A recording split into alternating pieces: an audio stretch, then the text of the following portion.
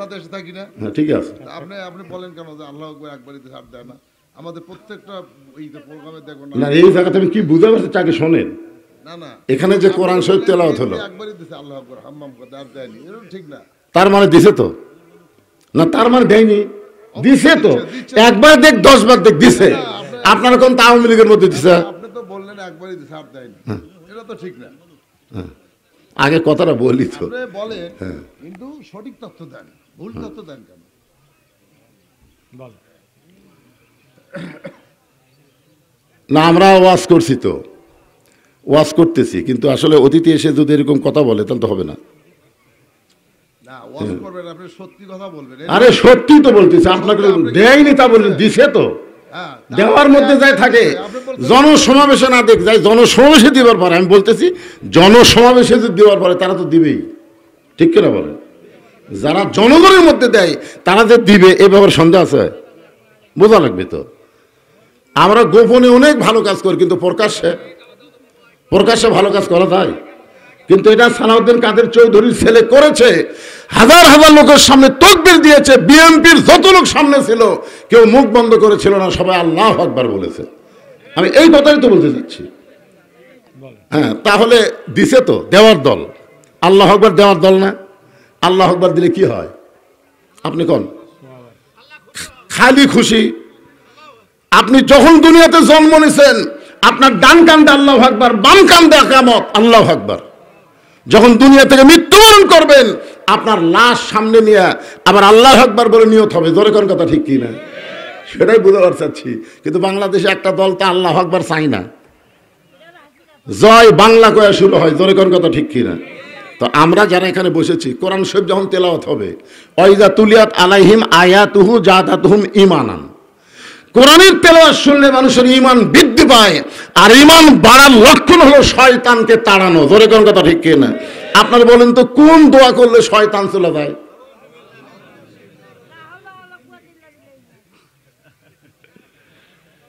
শোনেন, যতই দোয়া পড়েন, আল্লাহ রাসূল এর স্পষ্ট বলেছে যত জোরে তাকবীর বলবা তত দূরে শয়তান চলে যাবে, তত দূরে। এমনকি তাকবীর আওয়াজ যদি খুব বেশি জোরে হয় তাহলে শয়তানের পিছন দিক দিয়ে বাতাস বাড়াবে। তার মানে কি বুঝতেছেন? এই জন্য এখানে তো আমি একলা নাই, আপনারাও তো আমার সামনে বসে আছেন। এই জিনিসটাই উপস্থাপন করার জন্য আমি বলতে চাচ্ছি যে আমাদের সবাইকে বিএনপি, জামাত, তাবলিগ, পীর মুরিদি সবাই মিলে জোরে একটা তাকবীর দেওয়া লাগবে যে বক্তা একলা বসে নাই, তার সামনে কিছু লোক আছে। ঠিক কিনা বলেন? আমি এই লাইনের জাতি ভাই আমার উল্টা বুঝিছে। যাই হোক, আমি একটু আমার প্রধান বক্তার সাথে ডিফার করেছিলাম যে উনি বলতে চেয়েছিলেন যে একবারই হাম্মাম সাহেব বলছেন, এটা তারপর কি বলছেন আমি আসলে এই করি, যখন বলছে একবার বলেছেন আমি সেটাকে ডিফার করেছি। আমরা রাজা বাদশাহ আউট হয়ে গেছে, রাজা বাদশাহ চলবে না, চলবে আল্লাহর মুলকিয়াত। জোরে কোন কথা ঠিক কি না? হ্যাঁ, ওরা মাঝে মধ্যে এসে হামকে ধমকি মারবি, কিন্তু কাম হবি না তো। সময় মতো ন্যাংটা করে নামা লাগবে। জোরে কোন কথা ঠিক কিনা? সব বেশি কথা বলা লাগে না ভাই দান। হ্যাঁ, আদম ইশারা বা সত্য, আদম সন্তানকে বেশি বলা লাগে না, ইশারা করলেই তারা বোঝে। আর গাধাকে সারাদিন বলেও বুঝাবার পারবেন না, গাধা গাধাই। জোরে কোন ঠিক কিনা? এই কোরআনের ইলম যার মধ্যে থাকবে, খায়রুকুম মান তাআল্লামাল কোরআন ওয়া আল্লামা, রাসূল বলেছেন ওই ব্যক্তির চাইতে জ্ঞানী সম্মানী কেউ নাই যে আল্লাহর কোরআন শিখেছে এবং অপরকে কোরআনের তাফসীর শোনায়। জোরে কোন কথা ঠিক কিনা? আপনারা মনে করেন আমাদের জ্ঞান নাই, কিন্তু আমরা বেকুব হয়ে আছি। যারা ক্ষমতার থাকতে যা করেনি এরা ক্ষমতার যাওয়ার আগেই তার সাথে বেশি করতেছে। জোরে কোন কথা ঠিক কিনা? এই জন্যে ভাইজান, এই জন্যে আমাদের খুবই সতর্ক হওয়া লাগবে, কারণ সুযোগ যখন সামনে একটা আসতেছে, এইবার যদি ভুল করেন আর উপায় নাই। একটু মনোযোগ দিয়ে শুনবেন। আল্লাহ রহমান রহিম, আল্লাহ মাফ করবেন।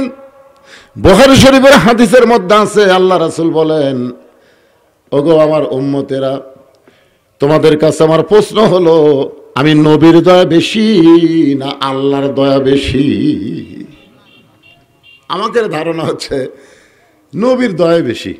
মানে অনেক লোক বলে আল্লাহ যখন হাকিম হয়ে বিচার শুরু করবেন, ওই সময় আমাদের নবী ইয়া রব্বি হাবলি উম্মতি, ইয়া রব্বি হাবলি উম্মতি বলে কাঁদতে থাকবে। আল্লাহ বলুন, হাবিব আর কাঁদবেন না, আর কাঁদবেন না। আপনি কি মনে করছেন এই উম্মতগুলো শুধু আপনার, আমার কেউ না? আপনি যে হারে কান দিচ্ছেন মনে হচ্ছে সবই আপনার, তাহলে আমার কে? তো রাসূল বলতেছে এরা তো আপনার বান্দা।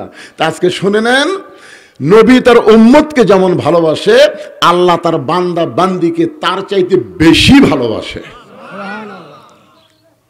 তো নবী বলতেছে, আল্লাহ ঠিক আছে, আপনার ভালোবাসাটা একটু দেখবার চাই। এটা কিন্তু হাসরের ওয়াজ হচ্ছে, হাসরের ওয়াজ। ঠিক আছে দেখেন। তো আল্লাহ তাআলা এক বান্দাকে নিয়ে আসবে মিজানের কাছে। মিজান, আরবিতে মিজান, বাংলাতে দাড়িপাল্লা। আরবিতে হলো মিজান, বাংলাতে কি? আরো জোরে যাই বলতেছেন না, তার মনে হয় ওজন লাগবে না। আল্লাহ কোরআনে বলেছে, ওয়াল ওয়াজনা বিল কিসতি ওয়ালা তুখসিরুল মিজান। তাহলে মিজানের বাংলা কি?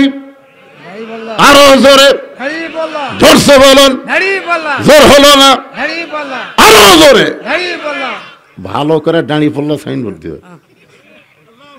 আল্লাহর রাগ তুলে দিয়ে গেছে, দাঁড়িপাল্লার ক্যানভাস করে বিদায় নেবো, যা থাকে কপালে হয়ে যাক সকালে। জোরে কোন কথা ঠিক কিনা? এখন আল্লাহ তাআলা এক বান্দাকে ডাকবে, আয়। নবী বসে আছে উকিল হয়ে, আল্লাহ হচ্ছেন হাকিম, সুবহানাল্লাহ বলেন। আর উম্মত হচ্ছে আসামি। উকিলের সামনে হাকিম আসামির বিচার করবি দাঁড়িপাল্লা দিয়ে। নেকি আর পাপ দুই পল্লা দেওয়া হবে, দেখা যাবে নেকি আর পাপ সমান সমান। রাসূল খালি কয় করে একটা নেকি বেশি হলো না, মানে উকিলের ধান্দা কি, নেকি একটা বেশি হলো না। আর হাকিমের একটা পাপ বেশি হলি তো আমি। উকিল খালি টান দিয়েছে কোন দিকে? জান্নাতের দিকে। আর হাকিম খালি একটা পাপ বেশি হলে তো। তখন উকিল আমাদের নবী বলবে, আল্লাহ এদের সমান সমান হলো, এর খবর কি? আল্লাহ বলতেছেন, এর খবর হলো যদি এক একটা নেকি কারো কাছ থেকে আনবার পারে, এটা কিন্তু দয়ার কথা। যেরকম কিসের কথা? এক একটা নেকি যদি কারো কাছ থেকে আনবার পারে, তাহলে নেকির পাল্লা তুলে দেয়, এক আমি জান্নাত দিয়ে দেব। তখন বান্দা বলবে, আল্লাহ তুমি কি মনে করছো আমার কেউ নাই? আল্লাহ সামনে বলতেছে, তুমি কি মনে করছো? আল্লাহ আমার কেউ নাই। আল্লাহ বলে, তোর কি আছে? বহু আছে, আমার নেতা আছে, আমার নেত্রী আছে, আমার বাপ আছে, আমার মা আছে, আমার ভাই বন্ধু অনেকে আছে। কারো কাছ থেকে একটা নেকি না, এক আধ বস্তা নেকি নিয়ে আমি আসতেছি। এই বলে বান্দাকে আল্লাহ সুযোগ দিয়ে দিবেন। বান্দা সবার কাছে যাবে, কেউ যখন একটা নেকি দিবে না, সর্বশেষে যাবে মায়ের কাছে। কি বলবো প্রসবের কথা, মা বিনে সেই ব্যথা কেউ তো বুঝিবে না। মাজন ঠেকিয়া সন্তানের দায়, অকালে মা মারা যায়, কেমনে সে মায়ের দয়া বোঝো না। এমন দরদি ভাবে কেউ হবে না আমার মা, মা গো। এমন দরদি কি? এমন দরদি কি আখেরাতে না ভবে? কথা কয় না। গায়ক কি বলতেছে? এমন দরদি ভবে, ভবে মানে দুনিয়ায়, কিন্তু বেটা গেছে আখেরাত। কে রে গায়ক কি কয় আর তুই কি করিস? একটা নেকি দাও গো মা, একটা নেকি দিলে আল্লাহ আমারে জান্নাত দিবে। মা বলবে, তুই তো আমার সন্তান, এটা আমি মানি, কিন্তু তোরে একটা নেকি দিয়ে যদি আমার একটা কম পড়ে। মা যখন নেকি দিবে না, এমন সময় বান্দা মনটা খারাপ করে আল্লাহর সামনে দাঁড়ায় যাবে। আল্লাহ বলে, বান্দারে খবর কি? বান্দা কান্দারে বলে, আল্লাহ তুমি ছাড়া আমার কেউ না। সঙ্গে সঙ্গে আল্লাহ তেলাওয়াত করবেন, ইয়া আইয়ুহান নাসু তাকু রাব্বাকুম ইয়াকশাউ। রে বান্দা, তোমাদের কি মনে নাই?